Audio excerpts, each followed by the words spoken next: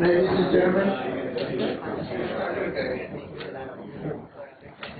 it's my honor and privilege tonight to introduce Professor Kathryn Weathersby, who's going to speak to us on Korean War.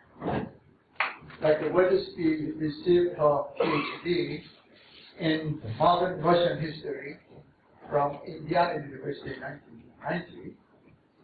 And she is associated with the Johns Hopkins University and presently visiting Korea as a visiting professor at Sungshin Women's University.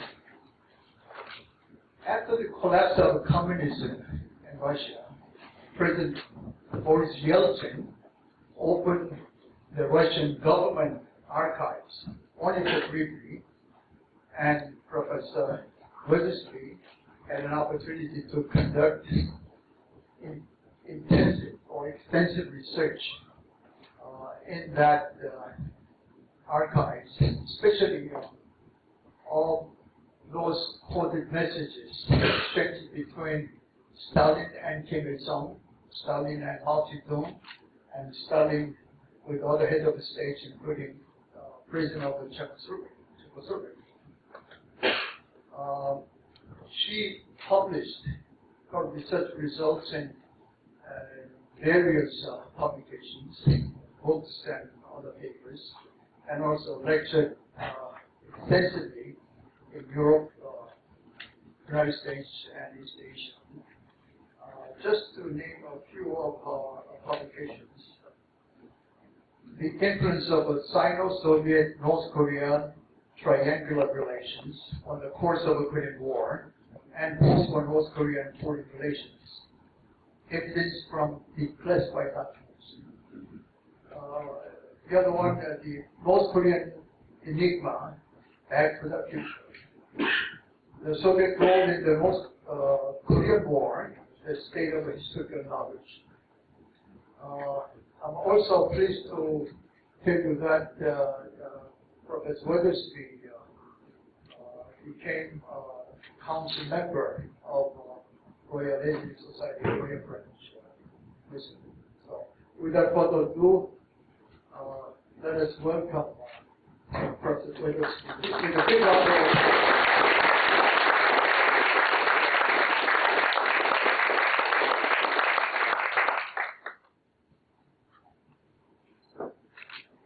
Thank you very much for that warm introduction.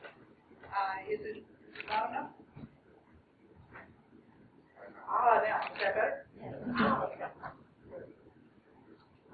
It's really a privilege to be here and such a wonderful audience. I'm afraid we have a very sad story to look at tonight. So there's nothing to do but jump in. So here we go. This is the 60th anniversary of the armistice, signed in 1953. So this year is an occasion for thinking about the legacies of this terrible war. I wrote this paper for a conference in July. It was on July 27th, the day the armistice was signed at Korea University. So what I'll share with you is the conclusions I came up with as I was preparing this paper in the spring. I had sort of a batch of those documents. I brought lots back with me from Russia, which was good because then the archives closed up, unfortunately, in the late 90s, once Putin got control of the government. So there was only a window of opportunity in the early and mid-90s.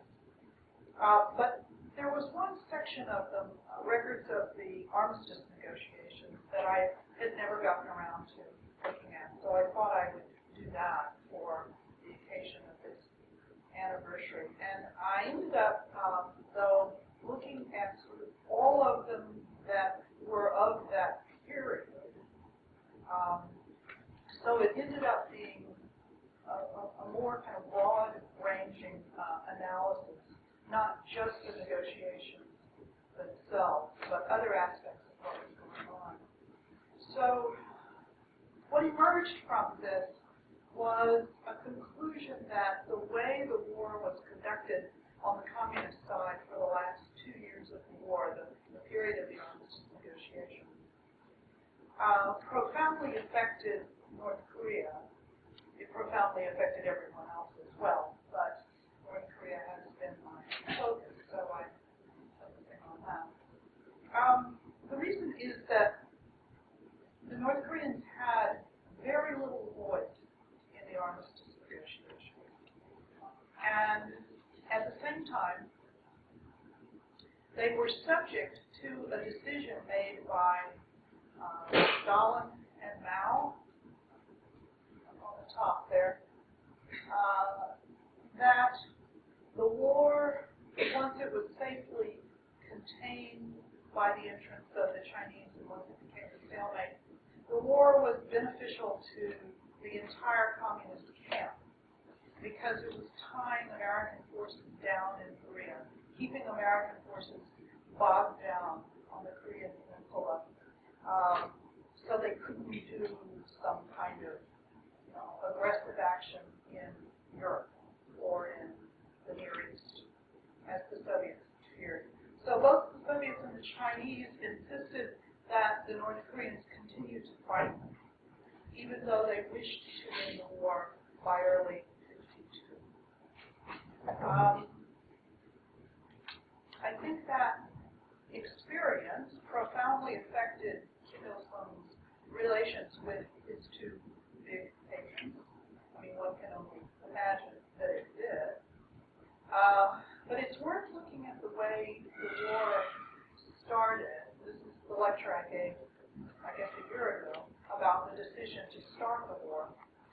At that time, in 1950, Kim Il-sung was such a willing subordinate of the great leader Stalin, great in terms of the communist world. He was a young man. This photo is of him in later years, but during the war he was much younger than that. And when he approached his patron and his mentor with his heartfelt desire to reunify Korea and bring the benefits of revolution to the rest of his country, he did so with just complete willingness to subordinate himself to Stalin. But by the end of the war, what we see is Kim Il-sung presenting the war, at least to his own people, as a great heroic victory of the North Korean people all by themselves. The Chinese don't figure into the narrative, nor do the Soviets. This was very irritating to the Chinese and the Soviets. But this began to be how the war was presented even before the armistice was signed. And at the same time, by the end of the war, Kim Il-sung was very forthright in informing the Soviets of precisely what kind of aid they were going to provide them after the war. It was going to be enormous aid, and this is what it was going to be. He presented a list. So those two characteristics have continued to define North Korea. This resentment of outside influence, while at the same time assuming that other people will aid them, not only communist bloc countries, which now are severely reduced in number, but also international aid agencies. I've had many NGO workers who've worked in North Korea tell me that a North Korean official, this is in recent years, will visit them and explain to them what their organization has been allotted as their contribution.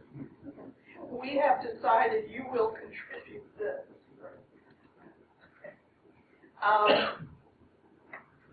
So as I look at this history, it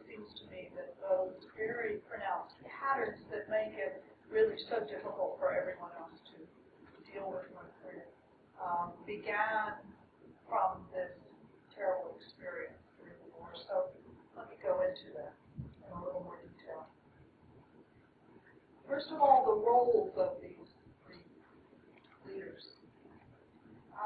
Once the Chinese entered the war in October 1950, they took over the running of the war. The North Korean army was on the verge of collapse. It would have been defeated had Chinese soldiers in huge numbers not entered the fight. So when they did, they had a very low opinion of the military leadership in North Korea.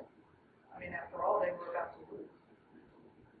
And they also had not taken Chinese advice early in the war. So the Chinese commander, Peng Dehuai, made it clear that he was now in charge. Kim Il-sung did not like this and appealed to Stalin to resolve all of the various issues, whether there was going to be a unified command, whether the Chinese were going to take over the management of the railroads, all these different aspects. And every time Stalin sent back a telegram, yeah, do what the Chinese say. So in every case, said, yeah, he agreed with the Chinese proposal and told the North Koreans to do it that way. The same pattern then held throughout the period of the armistice negotiations. Looking at the communications, fortunately we have a pretty complete set of them for the negotiations in case I'm kind of jumping. They went like this. First, from the Chinese head of the delegation, Li Keqiang was his name, to Mao. Mao would then forward the report of what happened that day and any kind of questions. You know, should we do this? What should we do? Should we agree? Should we not agree? What should we propose? All those questions then get sent to Moscow. Stalin sends a message back to Mao. Mao sends a message to his delegation, and they send a copy of the decision to Kim Il-sung. So that's the way it worked. Occasionally, Kim Il-sung's opinion was asked for, but not very often. And sometimes he was not even sent a copy of the communication when it was about something particularly important. Sometimes the communication was only between the Chinese and the and always, of course, Stalin was the final voice.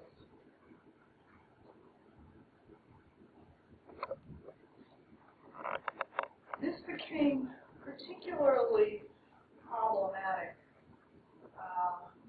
because of a decision Stalin made in January of '51. Those of you in front can read it, but I'll read it out to the rest of them. This comes from Romanian archives, actually, an account of a meeting, but there are some other documents of this meeting as well. In January of 1951, so as soon as the Chinese pushed UN and ROK forces out of North Korea, and North Korea was saved, there was no longer danger of American forces being right on the Chinese border, the Soviet border. Stalin called a meeting of all the heads of state and party heads and defense ministers from the Soviet bloc countries of Europe, summoned them all to Moscow, and talked to them about the opportunities the war in Korea was bringing to them. And this is what he said. So the opinion arose in recent times that the United States is an invincible power and is prepared to initiate a third world war. A great deal of fear in the Soviet leadership about a new world war. But Stalin goes on and says, as it turns out, however, not only is the U.S. unprepared to initiate a third world war, but it is unable even to cope with a small war such as the one in Korea. It's obvious that the U.S. needs several more years for preparation. The U.S. is bogged down in Asia and will remain pinned down there for several years. All right. I mean, Stalin didn't have any way of knowing what the course of the war was going to be for the rest of 51 and 52. But he's saying in January of 51, the U.S. is going to be bogged down there for several years. The fact that the U.S. will be tied down in Asia for the next 2 to 3 years, kind of strangely accurate, isn't it? Constitutes a very favorable circumstance for us, for the world revolutionary movement. These 2 to 3 years we must use skillfully. All right, so the U.S. is going to be stuck in Asia. We need to take advantage of it. So what does he say? The U.S. has atomic power. We have that too. The U.S. has a large Navy, but their Navy cannot play the decisive role in a war. The U.S. has a modern Air Force, but theirs is a weak Air Force, weaker than ours. Well, in fact, by that time, already Soviet fighter pilots were doing a remarkably effective job protecting the Yalu River bridges. American Air Force has quite a record of being able to blow things up. But they were never able to blow up the bridges over the Yalu, a critical route for Chinese soldiers and all of the supplies for the war to enter North Korea, because Soviet pilots were protecting the Yalu River. That was pretty impressive. Our task consists of using the 2 to 3 years at our disposal to create a modern and powerful military force. This we are capable of doing. We have all the prerequisites for this. China has created a better army than those of the people's democracies, referring to the East Europeans. It's abnormal that you should have weak armies.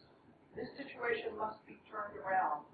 You and the people's democracies must, within 2 to 3 years, create modern and powerful armies that must be combat ready by the end of the 3-year period. So we ended this meeting by saying the 3 years at our disposal are not for sleeping, but for arming, and arming well. This is necessary in view of the imperialist way of thinking. They are in the habit of attacking unarmed or weakly armed countries in order to liquidate them, but they keep away from well-armed countries. This is why you need to arm during this respite, and arm well, in order that the imperialists respect you and keep away from you. So this is pretty serious stuff. Right? The imperialists, the United States, are going to attack you if you are weak. So you have to use this period of their being bogged down in Asia to rearm. And after this meeting, they did proceed to rearm for the rest of 51 and 52 and 53. And the Soviets as well engaged in massive rearmament, especially in 1952. When I first read this document some years ago, I took it as being just kind of strangely accurate forecast on Stalin's part for how long the war was going to last. I thought, isn't that odd? He said 3 years, he said 2 to 3 years, and it was 2.5 years after this time. That is strange.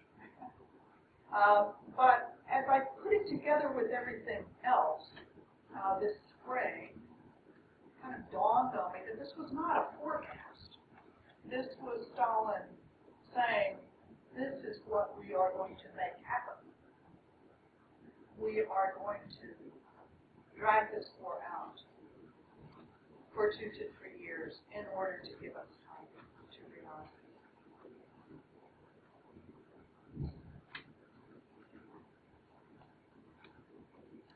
And indeed, as the armistice negotiations carried on, beginning in the summer of 51, Stalin instructed his subordinates, the Chinese and the North Koreans, to maintain a hard line in the armistice. That was his instruction, consistent. You must maintain a hard line. In other words, do not accept the terms that the UN side is putting out for you. Maintain a hard line, because they have greater need to reach an armistice than you do. Because if you accept their terms, you will appear weak. So he's consistently saying, in other words, don't accept their terms. Keep negotiating. Keep the negotiations going. What about Mao? Mao also thought it was beneficial to keep the war going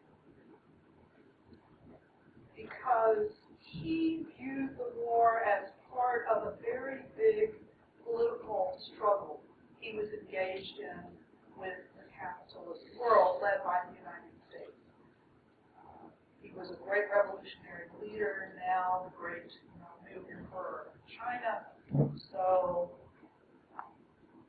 he has to take his place as the leader of revolution in Asia. For him, the way the war in Korea ended had to be politically advantageous for China, for the revolutionary movement in China. And so as long as the Americans were insisting on things like voluntary repatriation of prisoners of war, which would have been politically very embarrassing to China. Chinese POWs could choose whether to go back to the PRC or go to Taiwan. And a lot of them decide to go to Taiwan. That's not ending the war in a politically advantageous way. So Mao also wanted to keep the war going so that they could finally get some conclusion that would benefit him politically. What about Kim Il-sung and Park Han-young? They began by early 52 to say to the Chinese military leadership, the Korean people demand peace and do not want to continue the war. The reason being the destruction they were experiencing from the bombing.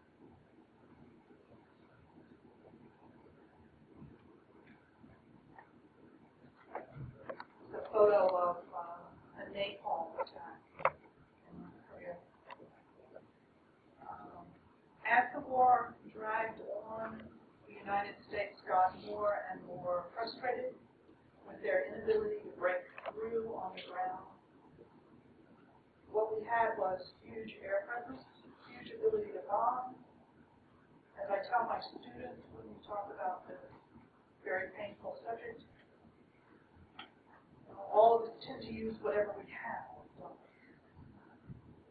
Whatever our strong suit is, we use that. And we tend to exaggerate the ability of whatever that is. Maybe we're wealthy, so we think money will get us what we want. Maybe we're really smart, and we think smarts will get us what we want. Maybe we're great athletes, and we think that will get us what we want. And we tend to exaggerate the ability we have to use that strong suit, make other people do what we want. So the United States had Air Force and had air power, and it used it. It wasn't bringing the result it wished, which was for the other side to give up. But there wasn't really anything else, so they just kept bombing. They just kept bombing. And then they bombed some more. And then they bombed more. And then they bombed more. Continuously. Until the end of the war. I saw a Russian estimate done at the end of the war. And this was quite objective because this was somebody somebody whose job it was going to be to rebuild the thing, the place. And so he was having to estimate the extent of the damage in North Korea. And he estimated that 85% of all buildings in the entire country were destroyed. I can't think of any other country that has experienced that level of destruction. Parts of Germany did, but not all of Germany. Warsaw experienced it, but not all. This was 85% of the buildings in the entire country. It's an extraordinary level of destruction. Irrigation systems were bombed by the end of the war. Power plants. Anything. They ran out of targets, so they were just bombing. Because of this, then, the North Koreans began pressing the Chinese and the Soviets to reach an armistice, bring the war to an end. But, and it's really very poignant to read this, in early '52, when they're going to fly and say, the Korean people want peace, they do not want to continue the war. Then they say, but if the Soviet Union and China consider it advantageous to continue the war, then the Central Committee of the Korean Workers' Party will be able to overcome any difficulties and hold their position. So they are being loyal to the cause. Now,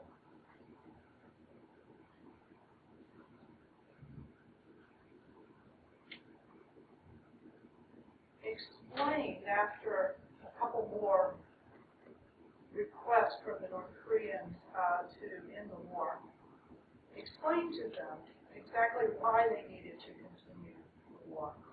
He said, at present, when the enemy is subjecting us to furious bombardment, accepting a provocative and fraudulent proposal which does not signify, in fact, any kind of concession, is highly disadvantageous to us. The only harmful consequence of rejecting the proposal of the armistice negotiations would be further Korean and Chinese losses. And so that were not something substantial. But then he said, since China began to aid Korea, the Korean people have been standing on the front line of defense of the camp of peace of the whole world. Moreover, so what they're doing is really important.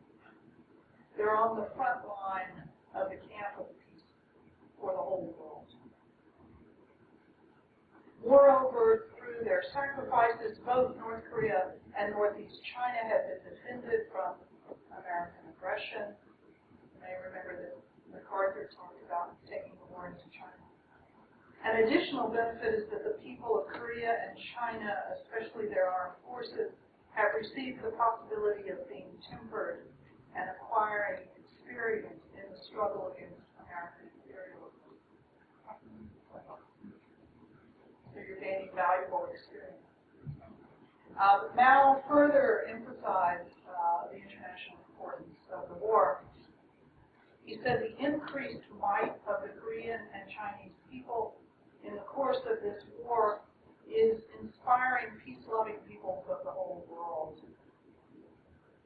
in the struggle against aggressive war, and it's facilitating the development of the movement for defense of peace throughout the world. This international support limits the mobility of the main forces of American imperialism and makes it suffer constant losses in the east. Moreover, with U.S. forces bogged down in Korea, the Soviet Union, which is the stronghold of peace throughout the world, can accelerate its rebuilding from World War II and exercise its influence on the development of the revolutionary movement of peoples of all countries. This will mean the delay of a new world order. So this is why North Korea needed to continue to experience this destruction from the bombing, because it was delaying a new World War. So Mao admonished Kim that accepting the enemy's proposal would bring great harm. To accept it under the influence of the bombing would put China and North Korea in a disadvantageous position, both politically and militarily. All right.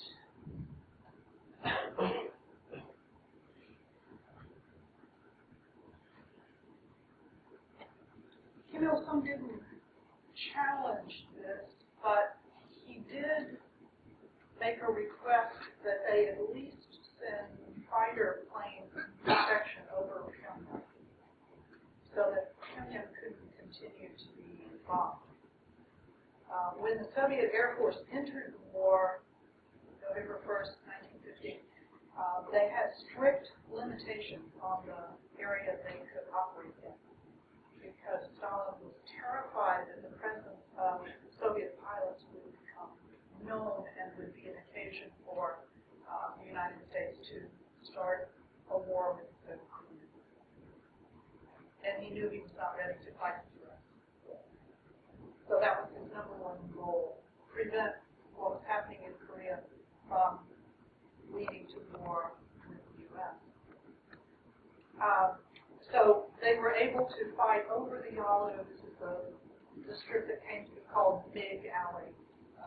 Some of you may be familiar with that. And as I said earlier, they were really successful. I went to a conference, when was it? 2001, that the U.S. Air Force held in Honolulu at Hickam Air Force Base to commemorate the 50th anniversary of the Air War. They just picked 51 as a date. And it was really fascinating to me, because at the reception at the end of this conference, the conference involved veterans primarily. There was only one panel with scholars, and all the other panels for 3 days were veterans telling their memories. And so it was a big reception at the end in this great big hangar on the base. And at the end of the hangar, past all the food and everything, were 2 planes that had been lovingly restored by guys who worked on the base for this conference in their spare time. And it was a MiG-15 and an F-86, the American fighter jet and the Soviet fighter jet. They were so proud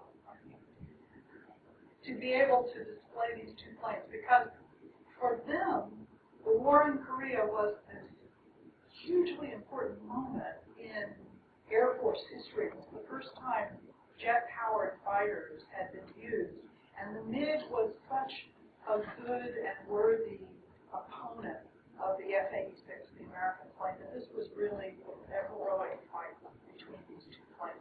For these guys, it was all about the planes. It was a war between these 2 planes, right? And they were pretty evenly matched. So the Soviet air intervention was impressive, but Stalin did not extend the air cover over Pyongyang. He did not accept or did not approve his request.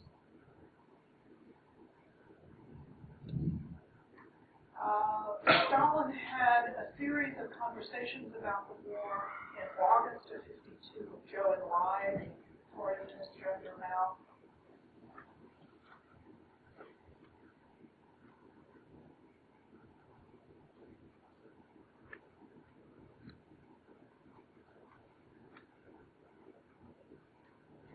And assured China that he would give it everything it needed to continue the war. Because at this point in August of '52, Stalin is still trying to buck up the spirit of the Chinese to make sure they'll keep fighting. But then he asked about Korean morale. Zhou answered that the bombing of the electrical station on the Yalu had affected North Koreans' morale. The Americans had failed to frighten Korea with their bombardment, but Korea is wavering somewhat. They're in a slightly unsteady state. Among certain elements of the Korean leadership, one can detect a state of panic. In response, Stalin simply acknowledged that he had been informed of this.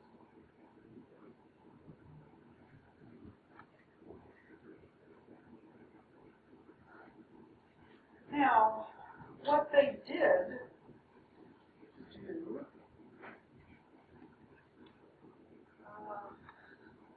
they, the North Koreans, did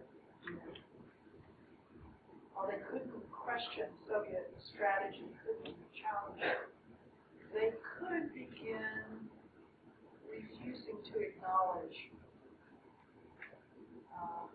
the Chinese support. They didn't turn their propaganda against the Soviets. That would be too dangerous. But they could start disrespecting the Chinese, and they would. So, in numerous statements, they began presenting the war, as I said earlier, as something being done purely by the North Korean people, by themselves, under the heroic leadership of Kim Il-sung. The Soviet political advisors who were in North Korea at the time had to correct them. So we have a number of documents, resolutions of the Korean Workers' Party, where the Soviet political officer has rewritten the text to include an acknowledgement of the Chinese support and also the support from other fraternal countries, Soviet bloc countries.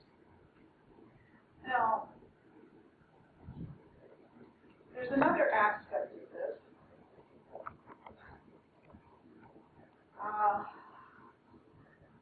Which is that despite the bombing and the extraordinary level of destruction, the Soviets insisted that North Korea continue to meet its agreed quota of exports of precious minerals to the Soviet Union. So, for example, records of the group that was in charge of rebuilding the railroads began their report by saying that the number one priority was to rebuild the lines that carried the export of minerals to the Soviet Union. That was done before anything else was rebuilt. This is a list of what was sent to the Soviet Union for the first 8 months of 1951. I thought you might find it interesting. So, 5,000 more tons of gold and silver, copper ore, tungsten concentrate, molybdenum concentrate, beryllium concentrate, niobium concentrate, zinc concentrate, zinc cake, zinc carbide. These are in large quantities, if you can see this on the screen. I won't read all the numbers. Ferrocylite, instrumental steel, whatever that is, lead concentrate, lead ore, and lead. There's a lot of mining going on. The Soviets did send specialists from the Soviet Union to help in this process. They did at least do that. But this continued in the middle of the war, which I found really amazing.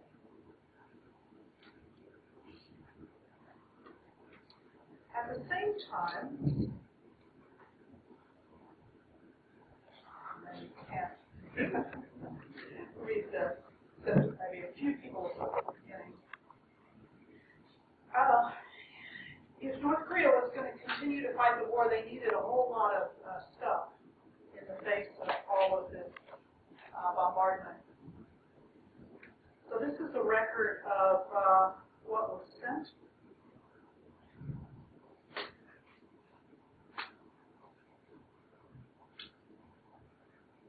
From the fraternal countries, so-called.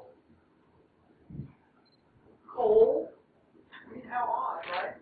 They're sending coal. China is sending coal to North Korea. Coking coal from China. Coal pitch, cast iron, nails, wire from China. Then from Poland, 2,000 tons of fittings, iron pipes, steam-fired pipes, gas pipes, water pipes, smokestacks from Hungary, air compressors, amp meters, battery meters, voltmeters, universal wrenches from Romania. From Czechoslovakia, 25 locomotives, and 22 from Poland. 15 cargo engines from Poland, 25 passenger locomotives from Czechoslovakia, 3 from Poland, 24-ton trolleys, hand trolleys, air brakes from Czechoslovakia, 1,000 sewing machines, stocking machines, knitted fabric machines, and silk machines from Czechoslovakia, 2 button presses, tons of offset ink, typographical ink, meters of driving belts from Romania, auto parts, handicraft equipment from China, telephone switchboards and telephones from Poland, bicycles from Czechoslovakia and China, radio receivers from Hungary, offset machines and X-ray units from Czechoslovakia, aerometers from Romania, X-ray machines from Hungary, dental equipment, mobile dental clinics, microscopes, sterilizers from Czechoslovakia. A lot going from Czechoslovakia. We're very privileged to have industrial facilities tonight. Syringes and needles from Hungary, penicillin from Czechoslovakia, ether, potassium acid, medicine, cotton wool, gauze, bandages from Hungary, paper, glossy paper, newsprint from China, wrapping paper, textbooks, cardboard bindings, meters of imitation leather, cotton yarn from Bulgaria, cotton fabric from Poland, sewing thread from Bulgaria, towels, heavy-duty stockings, woolen fabric, cloth, tents, army boots, workers' boots, pencils, toothbrushes, sewing needles, millet from China, vegetable foods from China. And this is just one list from one period of time. So there was really a lot of supplies being shipped via rail across those important ridges over the Yalu. But they came all the way from the Soviet bloc countries in Eastern Europe. That's a long way. So shipped across the Trans-Siberian and then down into Manchuria and across into North Korea. Now,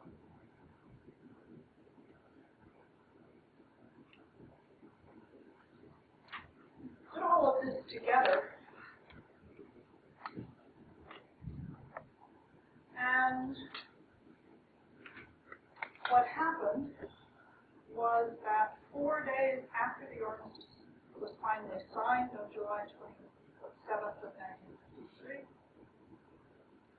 Kim Il-sung informed the acting head of the Soviet embassy, the charge at the time, Dallas, that the DPRK had decided to invite 62 Soviet specialists to spend 6 months in North Korea in order to ascertain the scale of the reconstruction work, establish the requirements for equipment, materials, workers, draw up estimates for the reconstruction of industrial enterprises, establish priorities, and fulfill other tasks.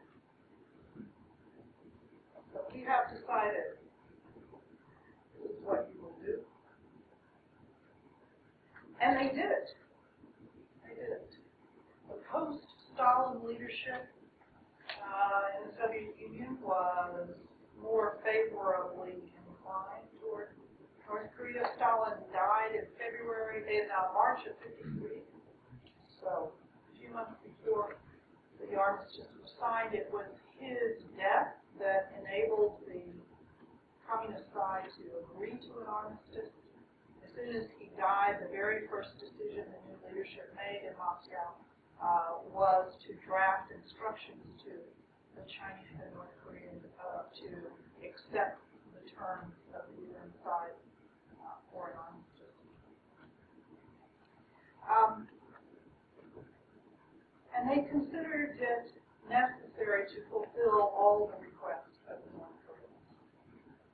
The new leadership was not as brutal as Stalin. Not that that's saying much. And indeed, they did provide a massive amount. For 54 to 56, the first planned period after the war, 75% of capital investment in the DPRK was financed through grants from the fraternal countries. 25% of the budget was direct aid from the fraternal countries. 81% of imports came via credit from fraternal countries. And China contributed 34 divisions of soldiers to provide free labor. That was their form of aid. Quite a lot of soldiers who would be left behind in North Korea to be the workers for rebuilding the country.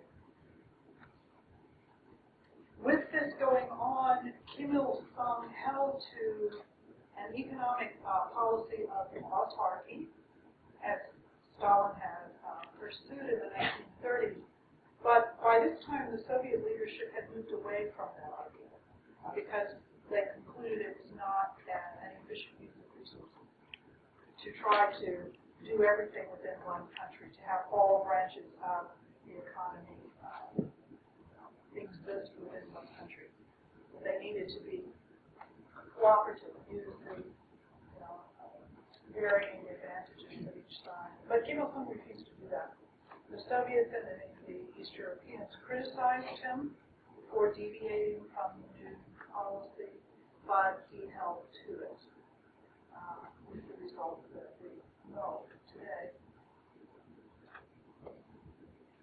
Now, just in conclusion,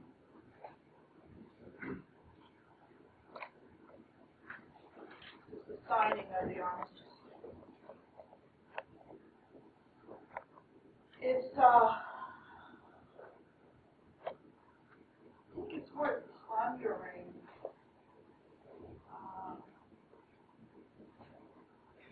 just what it must have been like. When Kim Il-sung so confidently pressed the Soviets in early 1950 for permission to make an attack on South Korea, it would only last a few days, a few weeks, at most it would be over. People of South Korea will welcome us, they will rise up and greet us with great joy. The war will be over quickly. He could scarcely have imagined that the war would have ended with the complete, utter destruction of the country at the insistence of that same patron that he turned to for permission to start the war. And there are lots of ways we can look at this. Of course, we can say, well, we started the war, we got what we deserved. The North Koreans got what they deserved. They started the war. Understandable to have that attitude. But for purposes of understanding kind of the broader implications of the war, I think it's useful to try to imagine how this experience was for the people of the North. And also in a broader sense, the North is Korea. So even though they were the ones that started the war, this was still Korean land. territory that would be destroyed. I'll stop there.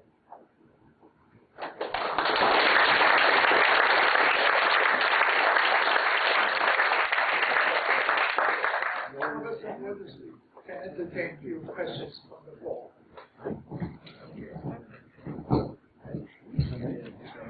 Yeah, two questions. Kathryn, sorry, I didn't mean to yell at you. Two questions. One, in your research, how much coordination did you see between the war in Korea and the war on China's western flank in Indochina? End of Korean War in 53, French influence in 54, if any. And secondly, nothing. Okay, well, second question then. The Soviets were always extremely wary about accepting the North Korean and Chinese claims of biological warfare by the Americans.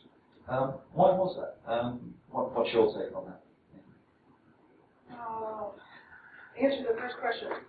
I haven't seen anything at all about BW is my least favorite subject.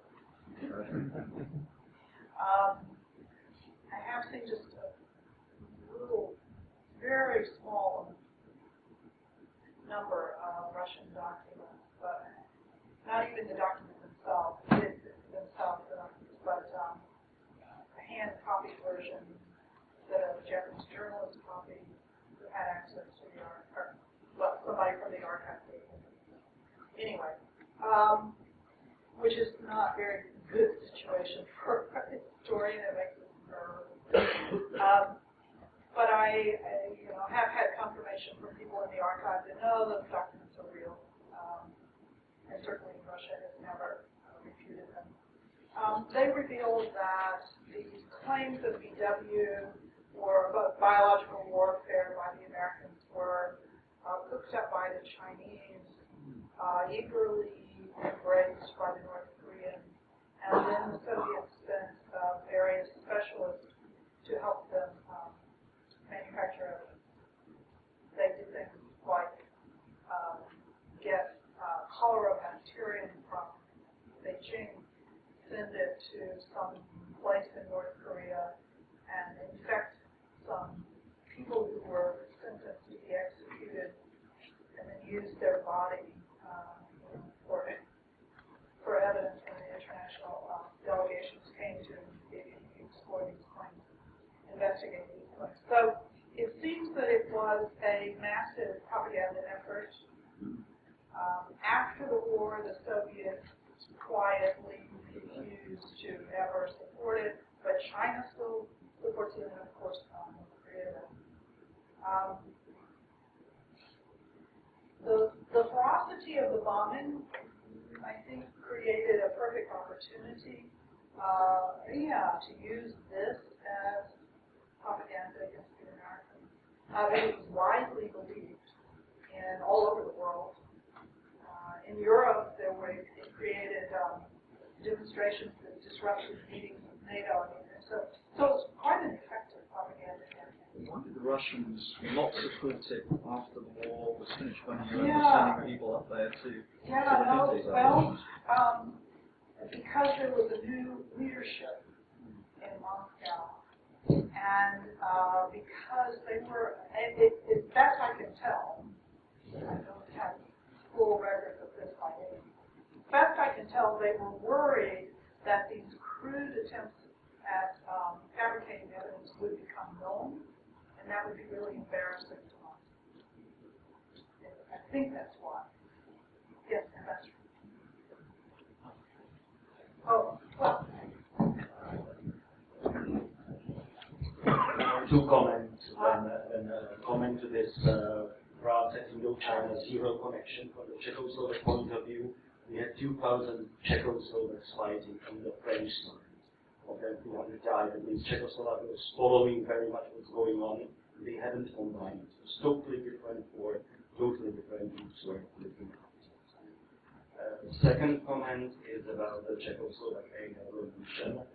Because Czechoslovakia used to be then the most industrialized part of the Soviet bloc, it was automatic that we were giving aid to North Korea. It was not even a question about the payments.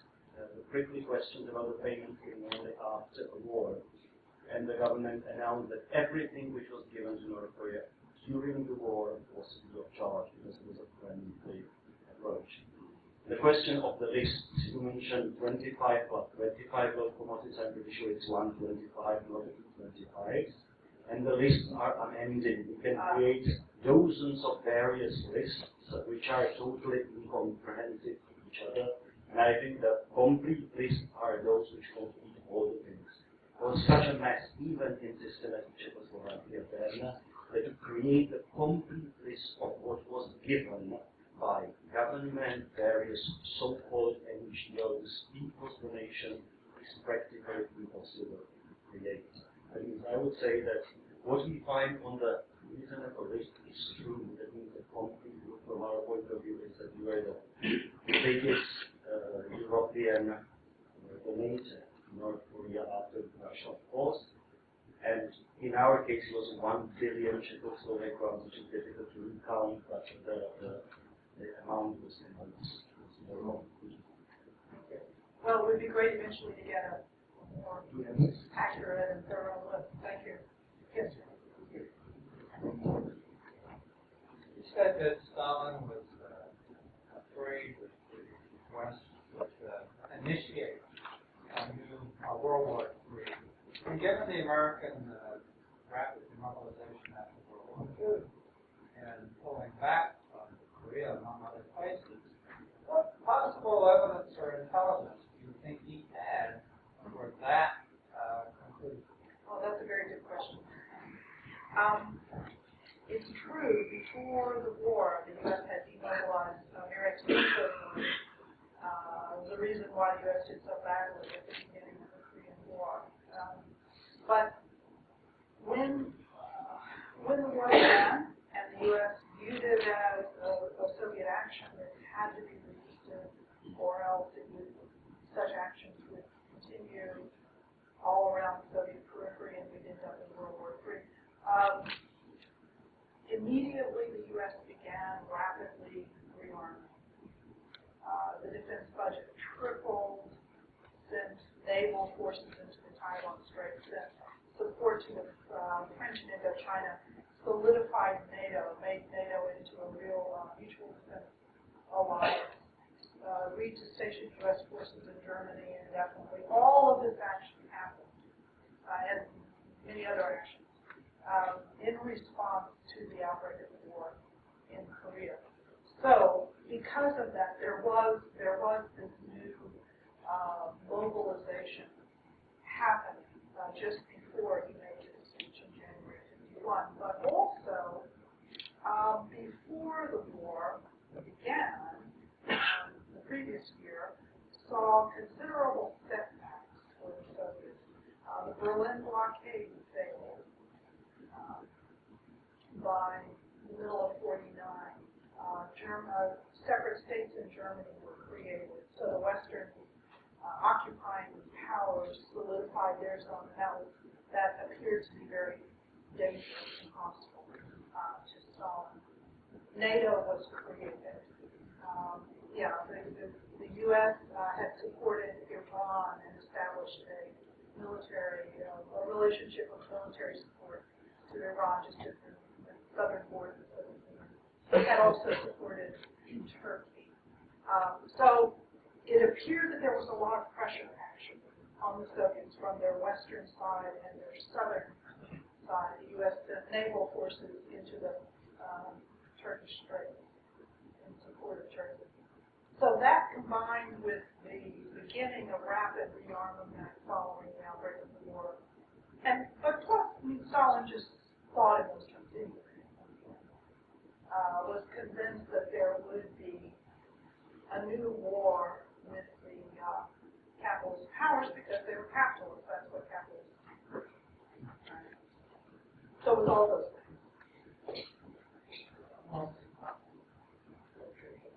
Can you speak loud? Yes, I can. Oh, good. A while back, I read a book called Mao, the Unknown Story by Jung Chang. I'm probably butchering that name.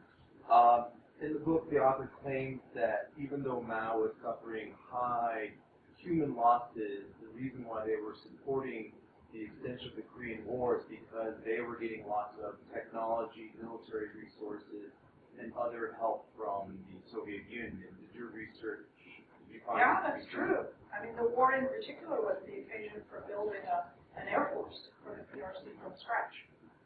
So Soviet air units were not only guarding the bridges over the Yalu, but they were training Chinese pilots from bases in Manchuria. And also they were receiving the latest Soviet weaponry and learning how to use it.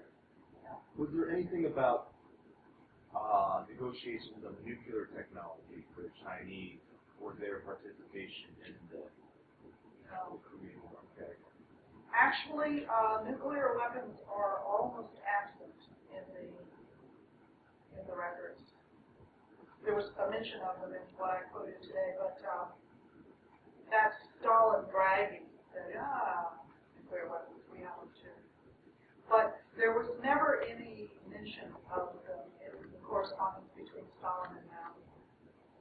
I can't recall a single instance when they talked about nuclear weapons. I think I can speak loud enough, yeah. And demand from MacArthur to bomb these Chinese cities, was it taken serious by the Russians at all? I haven't seen discussion. No. No. Okay. I mean, it's not to say there wasn't, but I. Can I ask another question? Yeah. When MacArthur stood at the Yellow River at the border with China, was there a plan B from China or Russia what to do in case he invades? Or was it all clear to them that he wouldn't? Well, China had already massed its troops along the border, protecting against such an eventuality. So China was ready to intervene. Okay. Yeah, so there was that. The Soviets were dilly-dallying about providing air cover. So they did everything to hold him back. Otherwise, that might have to declare war. But when he really invades China, Yeah. it became too obvious then. But Yeah. Russia never declared war, right? Pardon? Russia never declared war on South Korea. Russia? Yeah, they No. just stood behind the Russia had team. nothing to do with the war. Right. The junior part did it, right? He's in the voluntary army. Probably, they knew nothing about it.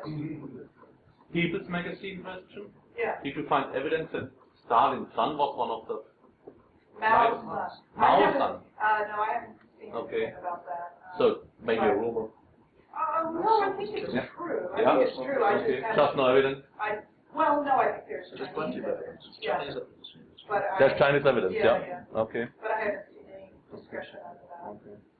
Evidence of what? Could you clarify? That Mao's son was killed in the fight. Okay. Back here. Who's calling? You or you can call. All right.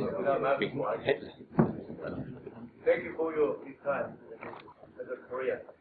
Well, Korean War is a total war for us, right? So that was good. But in conclusion, when it's time to hold this,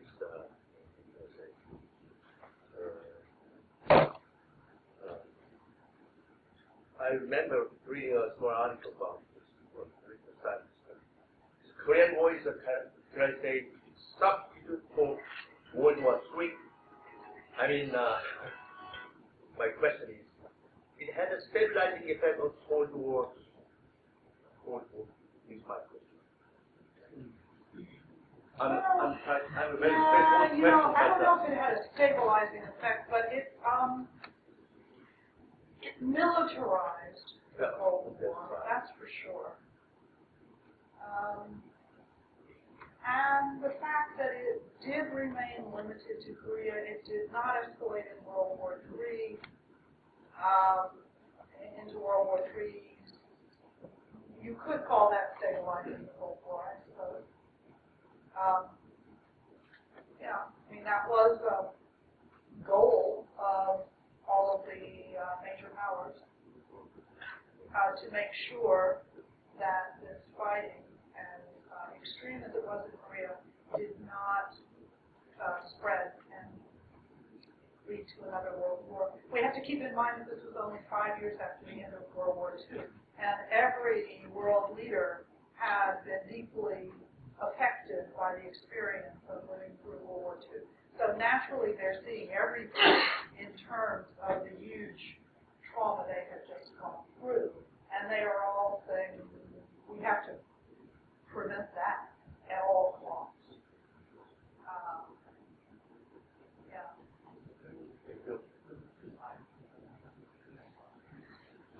We all know there's a particular American historian that might disagree with you about the word Korean War, but what about here in South Korea? How have your findings been received? Have you faced any pushback from academics with, alternative views? The main pushback I get is in talking about the roles of the Soviets and the Chinese. There's a desire to see it only as a matter of Korean action among some people in the academic community here and outside the academic community. I'm teaching a course this semester called The International History of the War. That's why I titled it that way. The war makes no sense if you don't look at the roles of the outside powers. But, it seems that was one reaction to the war, is the way it seems to me. I may be wrong about this. Being at the mercy of the decisions made by the big powers led to a kind of desire to ignore the big powers and say, we're only going to talk about Korea. Forget about those big powers. It's only going to be about us. I see a certain amount of that, but it's, and I understand that impulse, but it's impossible to understand what happened if you don't look at the international context. Elaborate more on the differences with the first coming.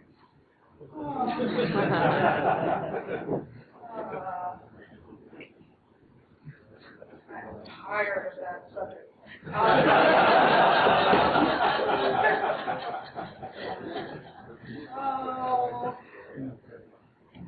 Well, there's also, but actually it's kind of a nice segue from your question, because there's an inclination on the part of some within the American scholarly community to see everything as being about the U.S. So those who are, surprise, and you know my wonderful country, including me, who do tend to see us. But in the case of people on the left, politically, that who opposed the Vietnam War, and that's how I got into this discussion.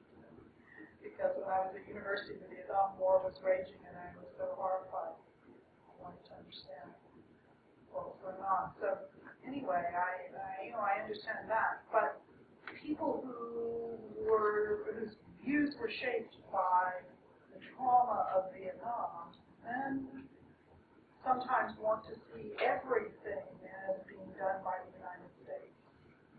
And they really resist evidence of the importance of the Soviet War. Now, it wasn't Stalin who decided to start the war. It has to be an American somehow. It was, Willoughby, blah, blah, blah. So, I think that's sort of the root of the problem. Is to get sort of fixated on whatever, our issues are, and see everything in terms of that particular story, that particular anger we might have, or fear, or resentment. It takes some discipline, emotional discipline, to step back and really look clearly at the whole picture. Kind of, let all of our emotions be quiet for a little while and just look at what actually happened. It's actually a rather difficult thing to do.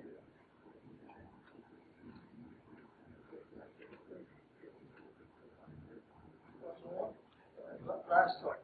I just have a very simple question about the practical aspects of your research. Your research was in Russian, and you had in the triangulation here between the Russians, the Chinese, and the North Koreans. Did the Russians provide their vetted translations in Chinese and Korean to make sure that the message was getting across exactly as Stalin wanted it to be? Yeah, sure. They were pretty good at that. They were, yeah. They also were wonderful at record keeping, which is really great. It's an interesting phenomenon that authoritarian countries, all the ones I know of, have kept great records. The Nazi records are superb. The records of the military dictatorship in Argentina. Even Pol Pot's regime in Cambodia, under the chaotic situation, have meticulous records of their genocide. It's sort of an interesting thing. But yeah, the records are very careful. So they provide the Chinese translation of Stalin's words. That's what I'm asking. Well, the telegram would go to the Soviet embassy by ciphered cable in Beijing, and the embassy then would translate it into Chinese and deliver it in person to the Chinese. And meanwhile, the archive in Moscow would eventually get a copy of the printed version of that ciphered telegram, the unciphered version of it. Thank you very much.